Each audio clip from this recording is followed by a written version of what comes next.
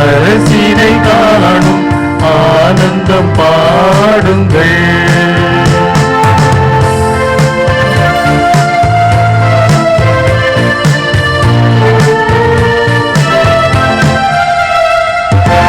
உலகின் மாந்தர்களே, உங்கள் இதயத்தை திறந்திடுங்கள். உலகின் மாந்தர்களே, உங்கள் இதயத்தை திறந்திடுங்கள். இறை வார்த்தையின் பொருள் காணுங்கள். இக வாழ்ந்திடும் உரை சேருங்கள். இறை வார்த்தையின் பொருள் காணுங்கள்.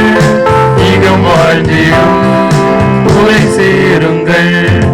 ஆவியிலும் என்றும் உண்மையிலும் வழிபட வாருங்கள். இந்த அவனியில் இறைவன் அரசினை காணும் ஆனந்தம் பாடுங்கள்.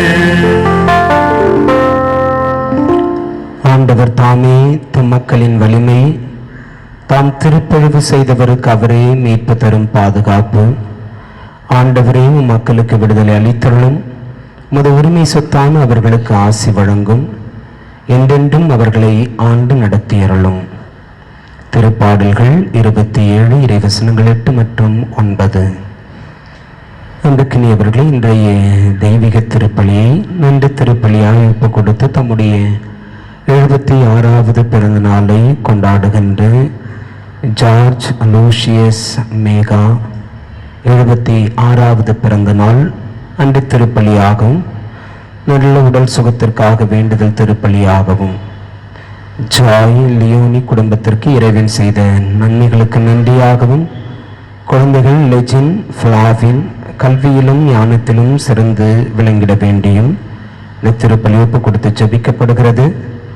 ஆண்டவருக்குள் நித்திலை பாறுதல் அடைந்திருக்கின்ற ஸ்லைட்டா மேரி இவர்களுடைய ஆண்மையை பாறுதலுக்காக இந்த திருப்பலியிலே ஜெபிப்போம்.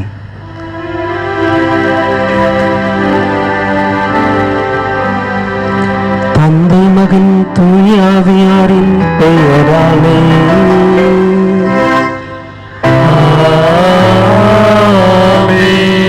நம் தந்தையாகிய கடவுளிடமிருந்தும் ஆண்டவராகிய இயேசு கிறிஸ்துவிடமிருந்தும் அருளும் அமைதியும் உங்கள் அனைவரோடும் இருப்பதாக. உம் ஆன்மாவோடும் இருப்பதாக. இயேசுவில் அன்புக்குரியவர்களே, தொடக்க நூல் புத்தகத்திலிருந்து இன்று நாம் தியானிக்கின்ற முதல் வாசகம் ஆபிரகாமின் அழைப்பை குறித்து பேசுகின்றது. ஆபிரகாமை அழைத்த கடவுள் அவரை தாம் காட்டவிருந்த புதிய இடத்திற்கு செல்லும்படி சொல்ல, அவரும் கடவுள் தமக்கு காட்டிய இடம் நோக்கி சென்றார் என்றும், அப்படி அவர் கடவுளுக்கு கீழ்ப்படிந்து நடக்கிறபடியால் ஆபிரகாமை கடவுள் பெரிய இனமாக்குவதாகவும் ஆசி வழங்குவதாகவும் அவரையே ஆசீர்வாதமாய் மாற்றுவதாகவும் உறுதியளிக்கின்றார். ஆபிரகாமை அழைத்த கடவுள், ஆபிரகாமே நீ ஆசீர்வாதமாய் இருப்பாய் என்று சொல்லியது போல என்று நம் ஒவ்வொருவரையும் பார்த்து நீங்களும் ஆசீர்வாதமாயிருக்க அழைக்கப்பட்டிருக்கிறீர்கள் என்பதை இன்றைய முதல் வாசகத்தின் வழியாய் நமக்கான சிந்தனையாக தரப்படுகிறது. இன்றைய நற்செய்தி பகுதி நம்மை தீர்ப்பிடாமல், ஒருவரை குறித்து தீர்ப்பிடாமல் அல்லது ஒருவர் மற்றவரை தீர்ப்பிடாமல் இருக்கவும், அவரவர் பணிகளை மட்டும் குறித்து கவனமாய் செயல்படவும் என்று நமக்கான அழைப்பு தரப்படுகிறது. இந்த சிந்தனைகளோடு இந்த திருப்பலிக்குள்ளே நாம் நுழைவோம். தூய மறை நிகழ்வுகளை நாம் கொண்டாடிட தகுதி பெறும் பொருட்டு நம்முடைய பாவங்களை ஏற்றுக்கொள்வோம்.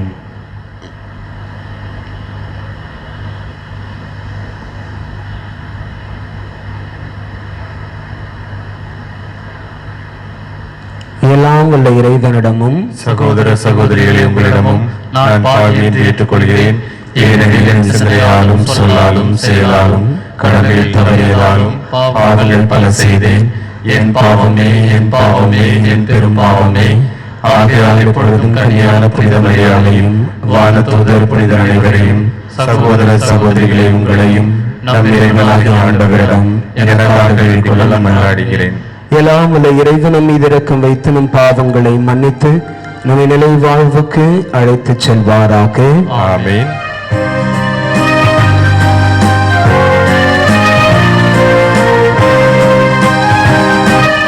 ஆண்டவரே இரக்கமாயிரும். ஆண்டவரே இரக்கமாயிரும். கிறிஸ்துவே இரக்கமாயிரும். கிறிஸ்துவே இரக்கமாயிரும். ஆண்டவரே இரக்கமாயிரும். ஆண்டவரே இரக்கமாயிரும்.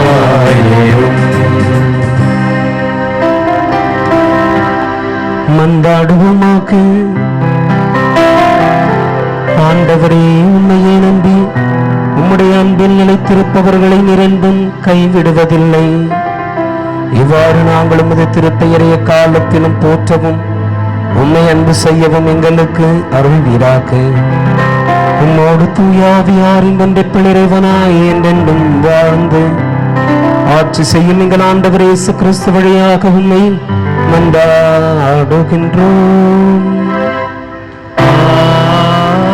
ஆமென்.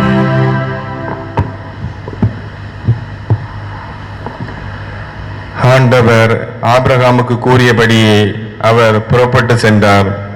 தொடக்க நூலில் இருந்து வாசகம். அதிகாரம் 12 இறை வார்த்தைகள் 1 முதல் 9 முடிய. அந்நாட்களில் ஆண்டவர் ஆபிரகாமை நோக்கி, உன் நாட்டிலிருந்தும் உன் இனத்தவரிடமிருந்தும் உன் தந்தை வீட்டிலிருந்தும் புறப்பட்டு நான் உனக்கு காண்பிக்கும் நாட்டிற்கு சொல்.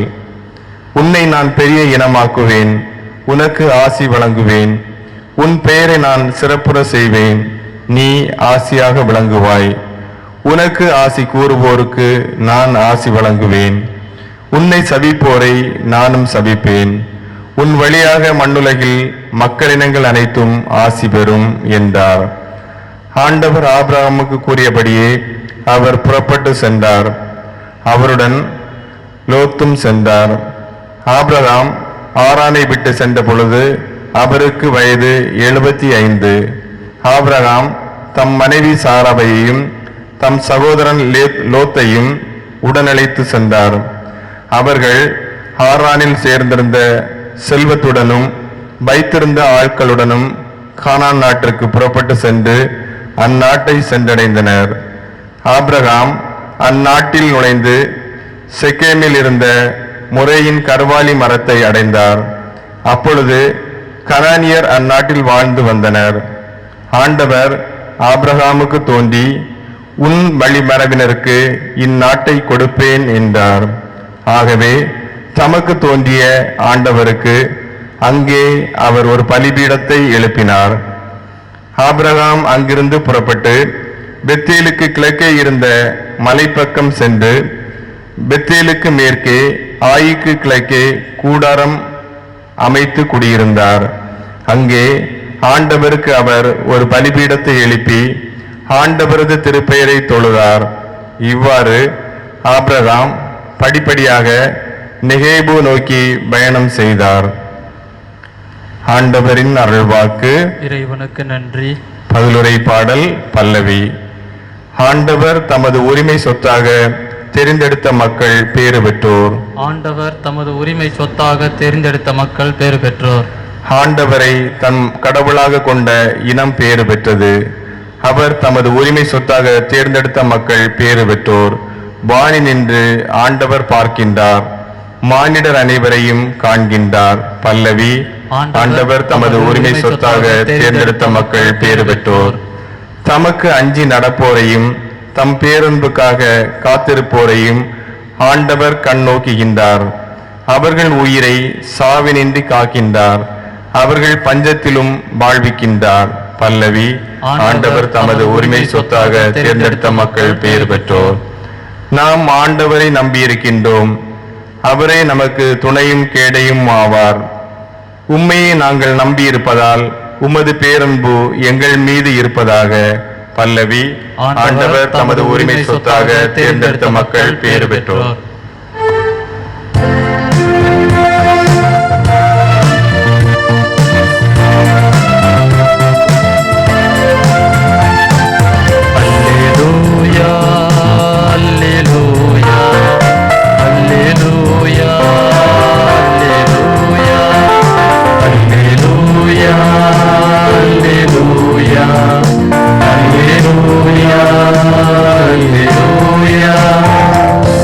கடவுளுடைய வார்த்தை உயிர் உள்ளது, ஆற்றல் வாய்ந்தது, ஆன்மாவையும் ஆவியையும் பிரிக்கும் அளவுக்கு குத்தி ஊடுருவின்றது.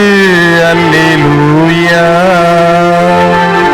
அல்லேலூயா அல்லேலூயா அல்லேலூயா அல்லேலூயா. ஆண்டவர் உங்களோடு இருப்பாராக. உம் ஆன்மாவோடும் இருப்பாராக. புனிதமத்தை எழுதிய தூய நற்செய்தியிலிருந்து வாசகம். ஆண்டவரே, ஆட்சி உமக்கே. புனிதமத்தை எழுதிய தூய நற்செய்தி பிரிவு 7 இறைவசனங்கள் 1 - 5 முடிய. இயேசு தம் சீடரை நோக்கி கூறியது: பிறர் குற்றவாளிகள் என தீர்ப்பளிக்காதீர்கள், அப்போதுதான் நீங்களும் தீர்ப்புக்கு உள்ளாக மாட்டீர்கள். நீங்கள் அளிக்கும் தீர்ப்பையே நீங்களும் பெறுவீர்கள். நீங்கள் எந்த அளவையால் அளக்கிறீர்களோ அதே அளவையாலேயே உங்களுக்கும் அளக்கப்படும். உங்கள் கண்ணில் இருக்கும் மரக்கட்டையை பார்க்காமல் உங்கள் சகோதரர் அல்லது சகோதரியின் கண்ணில் இருக்கும் துரும்பை நீங்கள் கூர்ந்து கவனிப்பதேன்? அல்லது அவரிடம் உங்கள் கண்ணிலிருந்து துரும்பை எடுக்கட்டுமா என்று எப்படி கேட்கலாம்? இதோ உங்கள் கண்ணில்தான் மரக்கட்டை இருக்கிறதே. வெளிவேடக்காரரே, முதலில் உங்கள் கண்ணிலிருந்து மரக்கட்டை எடுத்தெறியுங்கள். அதன் பின் உங்கள் சகோதரர் அல்லது சகோதரியின் கண்ணிலிருந்து துரும்பை எடுக்க உங்களுக்கு தெளிவாய் கண் தெரியும். இது ஆண்டவரின் அருள்வாக்கு. கிறிஸ்துவே, உமக்கு புகழ்.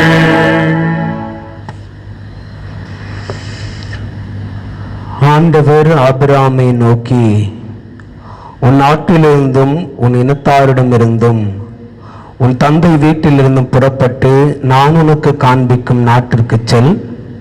உன்னை நான் பெரிய இனமாக்குவேன், உனக்கு ஆசி வழங்குவேன், உன் பெயரை நான் சிறப்புற செய்வேன், நீயே ஆசியாக விளங்குவாய்.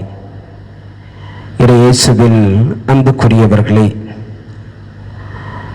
மேற்கு ஆப்பிரிக்கா நாட்டினுடைய மிகச்சிறந்த கால்பந்து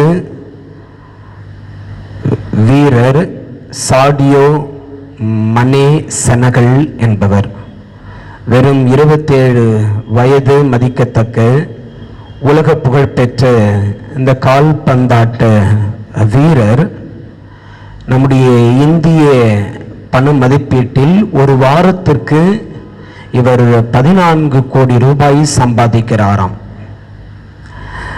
இவ்வளவு சம்பாதித்தாலும் இவர் எப்பொழுதுமே தன்னோடு வைத்திருக்கின்ற தன்னுடைய இந்த அலைபேசி மொபைல் டிஸ்பிளே, இதனுடைய மேல் கண்ணாடி உடைந்த ஒரு அலைபேசியை தான் அவர் எப்பொழுதும் வைத்திருப்பாராம். ஒரு முறை செய்தியாளர்கள் அவரை பார்த்து, செனகல் அவர்களே, நீங்கள் உலக புகழ்பெற்ற கால்பந்தாட்ட வீரர், நீங்கள் ஒரு வாரத்திற்கு 140 மில்லியன் சம்பாதிக்கின்றீர்கள். ஆனால் உங்களுடைய கையில் எப்பொழுதும் இந்த டிஸ்பிளே உடைந்து போன மொபைலை தான் நீங்கள் வைத்திருக்கிறீர்களே என்று கேட்டபொழுது அவர் ஒவ்வொரு முறையும், இல்லை, நான் இதை மாற்றி விடுவேன், இதை சரி செய்து விடுவேன் என்று சொல்லிதான் அவர் சொல்லி அந்த கேள்வியிலிருந்து வேறு கேள்விக்கு அவர் தப்பிக்க முயற்சிப்பாராம். ஆனால் ஒவ்வொரு முறையும் இப்படித்தான் அவரை கேட்டுக்கொண்டே இருப்பார்களாம். ஆனால் ஒரு முறை, நீங்கள் எவ்வளவோ சம்பாதிக்கிறீர்கள், நீங்கள் ஏன் இந்த உடைந்த டிஸ்பிளே உடைந்த மொபைல் போனை நீங்கள் வைத்திருக்கிறீர்கள்? ஆனால் ஒவ்வொரு முறையும் கேட்கின்ற பொழுது சரி செய்து விடுவேன், பழுது பார்த்து விடுவேன் என்று சொல்லுகிறீர்கள்.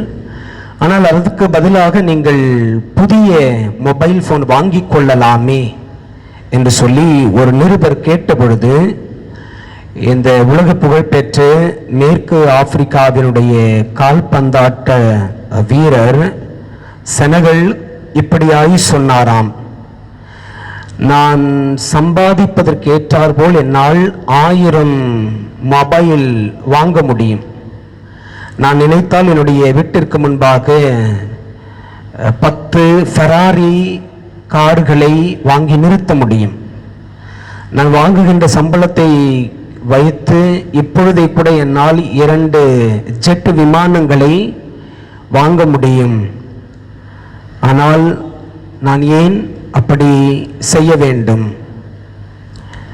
நான் வறுமையை பார்த்திருக்கிறேன், சாப்பாட்டிற்கு கஷ்டப்பட்டுள்ளேன், என்னால் படிக்க முடியவில்லை, எனக்கு நல்ல காலணிகள் கூட கிடைத்தது கிடையாது, நான் ஷூக்கள் இல்லாமலேயே நிறைய போட்டிகளை விளையாடி இருக்கிறேன், நல்ல உடைகளை கூட நான் உடுத்தியதில்லை, நன்றாக கூட சாப்பிட்டதில்லை. ஆனால் நான் இப்பொழுது சம்பாதிக்கிற இந்த பணம் முழுவதையும், என் வருமானம் முழுவதையும் என் நாட்டினுடைய ஏழை பிள்ளைகள் படிப்பதற்கு பள்ளிகளை உருவாக்கி கொடுத்திருக்கிறேன். என் நாட்டினுடைய ஏழை குழந்தைகள் நன்றாக உடுத்திக் கொள்வதற்கு உடையையும் நல்ல காலணிகளையும் அவர்களுக்கு நான் வாங்கி கொடுக்கிறேன். நல்ல உணவையும் நான் அவர்களுக்கு கொடுக்கிறேன். நான் வசதியாக வாழ்வதற்கு பதிலாக அதை என் மக்களுடன் பகிர்ந்து கொள்ளுகிறேன் என்று சொல்லி அந்த செய்தியாளர்களுக்கு உலக புகழ்பெற்ற மேற்கு ஆப்பிரிக்காவினுடைய கால்பந்தாட்ட வீரர் செனகல் அவர்கள் குறிப்பிட்டாராம். இயேசுவில் அன்புக்குரியவர்களே, இன்றைய முதல் வாசகம் ஆபிரகாமின் அழைப்பை குறித்து நம்மை தியானிக்க அழைக்கிறது. ஆபிரகாமை அழைத்த கடவுள் ஆபிரகாமை பார்த்து, நான் உனக்கு ஆசி வழங்குவேன், உன் வழியாய் மக்களினங்கள் ஆசி பெறும். இன்னும் அழுத்தமாய் சொல்லுகிறாய், நீயே மக்கள் நிலங்களுக்கு ஆசியாயிருப்பாய், you shall be the blessing to the people என்று கடவுள் ஆபிரகாமை பார்த்து சொல்லுகின்றார். அன்புக்குரியவர்களே, ஆபிரகாம் மாபெரும் இஸ்ரேல் மக்களுடைய பெரும் ஆசீர்வாதமாய் இருந்தார். கடவுளுடைய மீட்பு திட்டத்தில் மிக முக்கிய நபராக கடவுள் அவரை சேர்த்து கொள்ளுகின்றார். அவர் வழியாகத்தான் இன்று நமக்கான இயேசு கிறிஸ்து இருக்கின்றார்.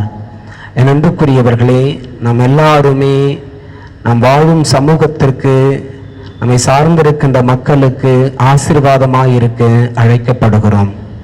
குறிப்பாக இந்த பெரும் நோய் தொற்று காலத்தில் நம்மால் இயன்ற உதவிகளை செய்து, நம்மால் இயன்ற அரசியல்களை செய்து நாம் மக்களுக்கு ஆசீர்வாதமாய் இருக்க அழைக்கப்படுகிறோம். இதைத்தான் இன்றைய முதல் வாசகம் நமக்கு விடுக்கின்ற செய்தியாய் நான் உணர்கின்றேன்.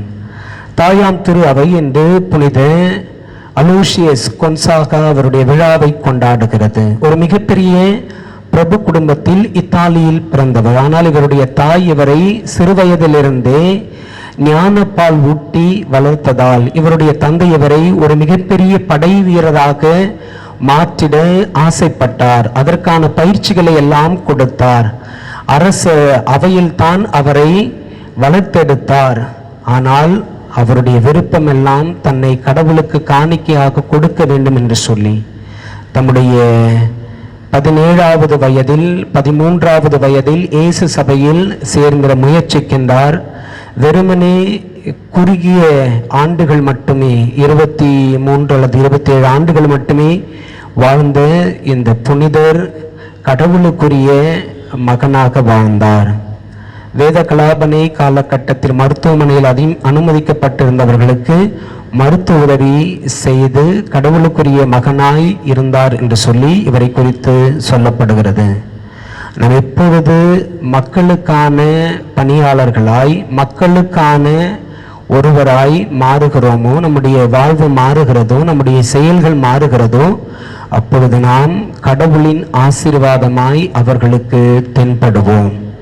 இப்படிப்பட்ட ஒரு வாழ்க்கையை வாழத்தான் இன்றைய இறைவார்த்தை வழிபாடு, குறிப்பாக இன்றைய முதல் வாசகம் நமக்கு அழைப்பு விடுக்கிறது.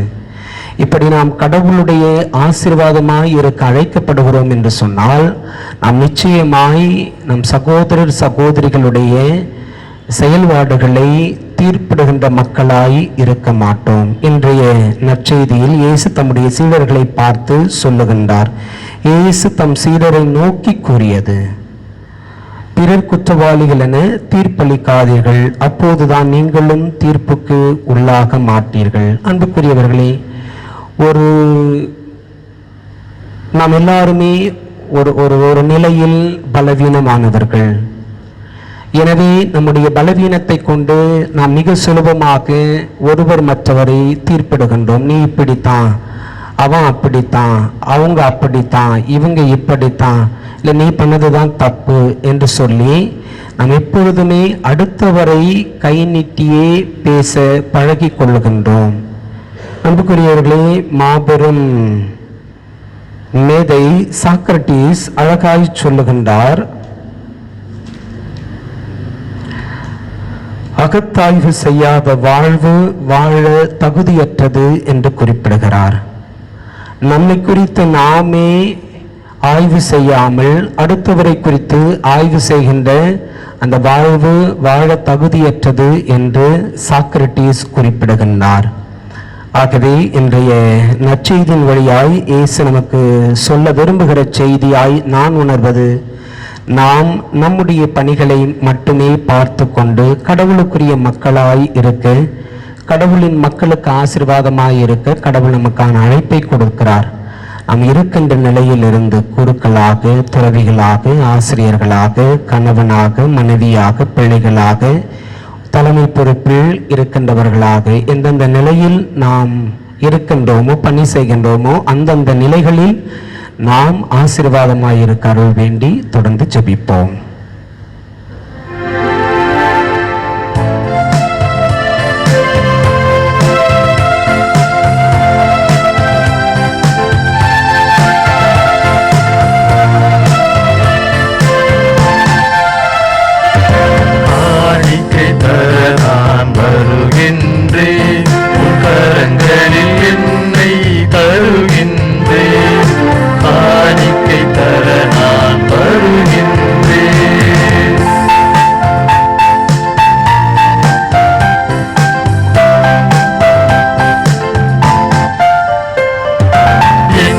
கொடுத்தாலும் பயனில்லை, நான் என்னை கொடுக்காமல் பொருள் கொடுத்தார்.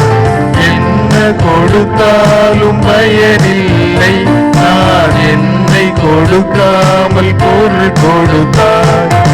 என்னையே நீ கேட்கின்றாய், நான் என்னையே முழுவதும் தருகின்றேன்.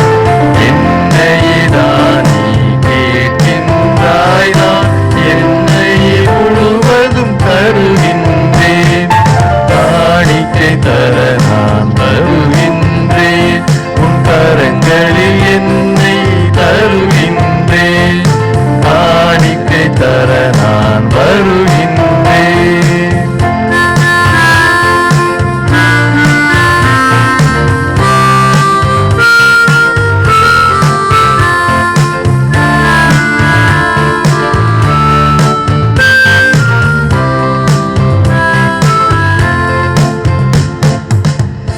சகோதரர் சகோதரிகளை, என்னுடையதும் உங்களுடையதுமான இந்த தெய்வீக திருப்பலி எல்லாம் உள்ள தந்தையாக இறைவனுக்கு ஏற்றதாகும்படி ஜெபியுங்கள்.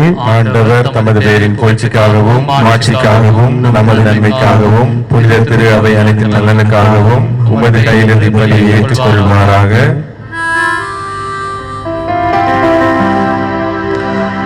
ஆண்டவரை எங்களை உம்மோடு பிறவாக்கு மிகு புகழ்ச்சி பலியை ஏற்றருளும். அதனால் நாங்கள் தூயோராக்கப்பட்டு உம்மை மகிழ்விக்கும் எங்கள் மனங்களின் காணிக்கைகளை உமக்களித்திட அருள்வீராக. எங்கள் ஆண்டவர் இயேசு கிறிஸ்து வழியாக உம்மை மன்றாடுகின்றோம்.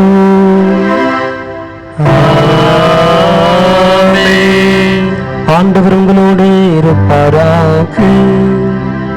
ஆன்மாவோடும் இருப்பாராக. இதை எங்களை மேலே எழுப்புங்கள். ஆண்டவரிடம் எழுப்பியுள்ளோம். நம் இறைவனாகிய ஆண்டவருக்கு நன்றி கூறுவோம். அது தகுதியும் நீதியுமானது. ஆண்டவரை தூயவரான தந்தை என்றும் உள்ள எல்லாம் உள்ள இறைவா, எங்கள் ஆண்டவராகிய கிறிஸ்து வழியாக என்னாலும் எவ்விடத்திலும் நாங்கள் உமக்கு நன்றி செலுத்துவது மெய்யாகவே தகுதியும் நீதியுமாகும், எங்கள் கடமையும் மீட்புக்குரிய செயலுமாகும். கிறிஸ்துவின் இறப்பினை நாங்கள் அன்போடு கொண்டாடுகிறோம். உயிர்ப்பினை உயிராற்றல் உள்ள நம்பிக்கையோடு அறிக்கையிடுகிறோம். மாட்சியுடன் அவர் மீண்டும் வருவார் என உறுதியோடு எதிர்நோக்கியிருக்கிறோம்.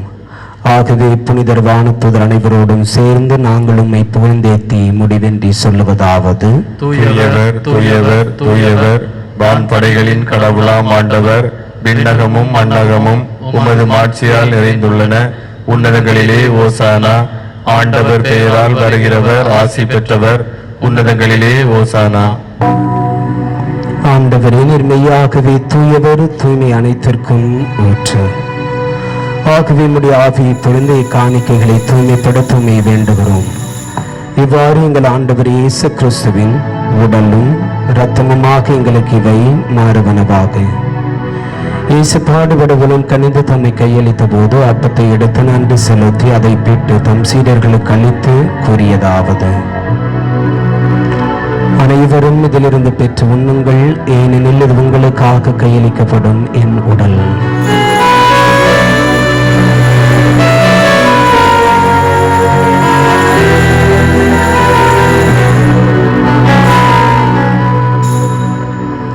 அவ்வளவு இரவு விருந்தை அருந்திய பின் கிணத்தையும் எடுத்து மீண்டும் உமக்கு நன்றி கூறி தம் சீடர்களுக்கு அளித்து இயேசு கூறியதாவது: அனைவரும் இதிலிருந்து பெற்று பருகுங்கள், ஏனெனில் இது புதிய நிலையான உடன்படிக்கைக்கு உரிய என்ற ரத்தத்தின் கிண்ணம். இது பாவ மன்னிப்பு கண்டு உங்களுக்காகவும் பலருக்காகவும் சிந்தப்படும். இதை நினைவாக செய்யுங்கள்.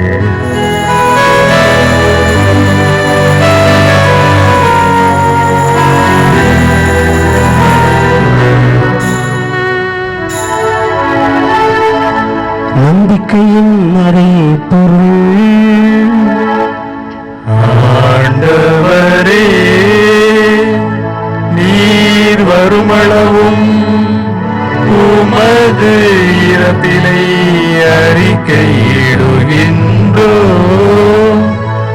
உமது உயிர்ப்பினையும் எடுத்துரைக்கின்றோம்.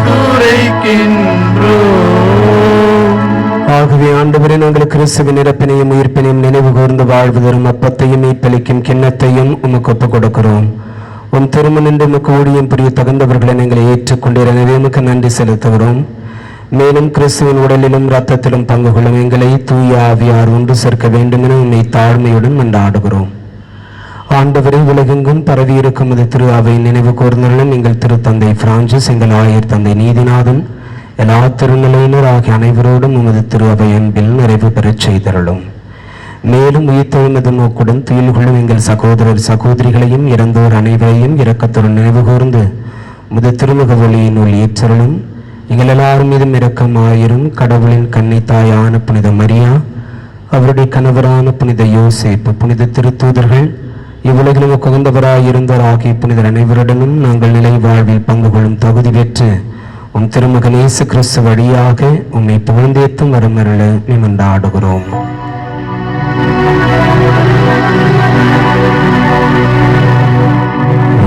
வழியாக இவருடையவரில் எல்லாம் வல்ல இறைவனாகிய தந்தையே, தாயே, ஆவியாரின் ஒன்றிப்பில் எல்லா புகழும் ஆட்சியும் என்றும் உமக்கு உரியதே.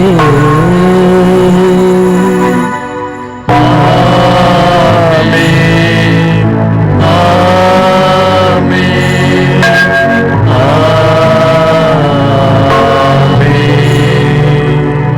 மீட்பரின் கட்டளையால் கற்பிக்கப்பட்ட இறைப்படிப்பினையால் பயிற்சி பெற்ற நாம் கரம் விரித்து ஜெபிப்போம்.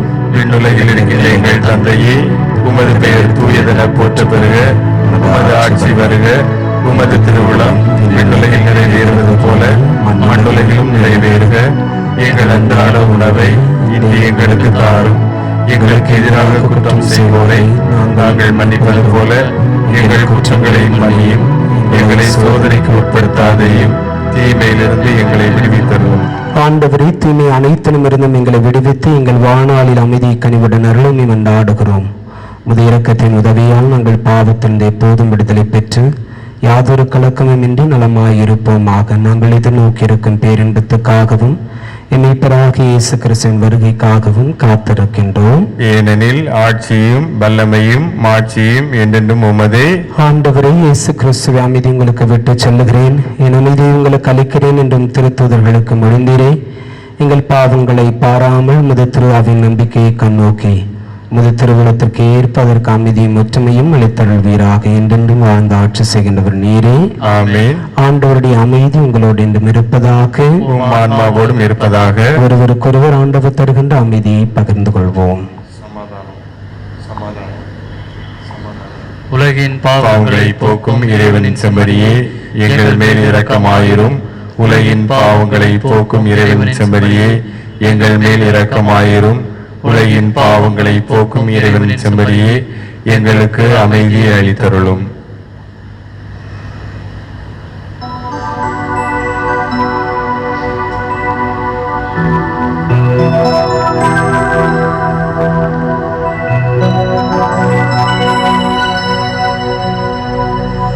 இதோ இறைவனின் செம்மறி, உலகின் பாவங்களை போக்குகிறவர். இயேசுவின் திருவிருந்துக்கு அழைப்பு பெற்றிருக்க நாம் எல்லாருமே பேறு பெற்றோர். ஆண்டவரே, நீர் என் இல்லத்தில் எழுந்தருள நான் தகுதியற்றவன். ஆனால் ஒரு வார்த்தை மட்டும் சொல்லியருளும், எனது ஆன்மா நலமடையும்.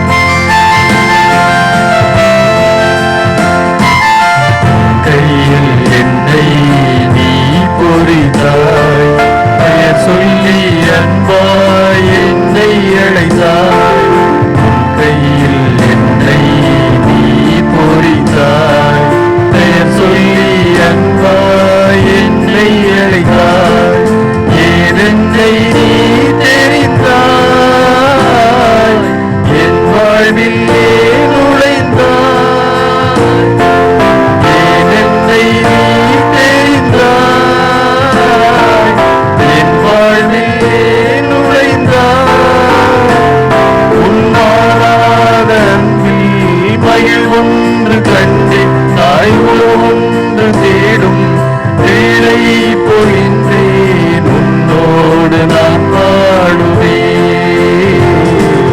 ஒருபோதும் ஒளியா நிலையான உறவொன்று வேண்டும்.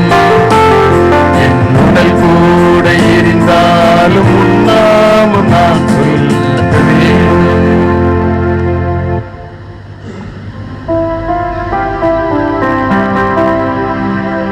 திருவிருந்து பல்லவி.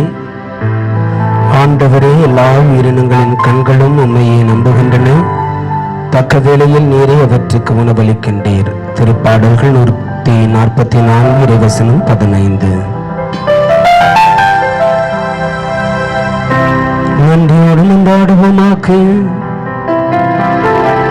ஆண்டவரே, உம் திருமகனின் உயர் மதிப்புள்ள உடலாலும் இரத்தத்தாலும் ஊட்டம் பெற்று புதுப்பிக்கப்பட்ட நாங்கள் உமது கனிவை கெஞ்சி கேட்கின்றோம். இறைப்பற்றுடன் நாங்கள் அடிக்கடி நிறைவேற்றும் இப்பலியின் பயனாக எங்கள் மீட்பை உறுதியாய் கண்டடைய செய்வீராக. எங்கள் ஆண்டவர் இயேசு கிறிஸ்து வழியாகவுமே மன்றாடுகின்றோம்.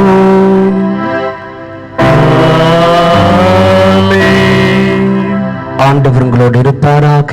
உம் ஆன்மாவோடும் இருப்பாராக. எல்லாம் உள்ள இறைவன் தந்தை, மகன், தூய ஆவியார் உங்கள் எல்லாரையும் ஆசீர்வதிப்பாராக. ஆமென். சென்று வாருங்கள், திருப்பலி நிறைவுற்றது. இறைவனுக்கு நன்றி.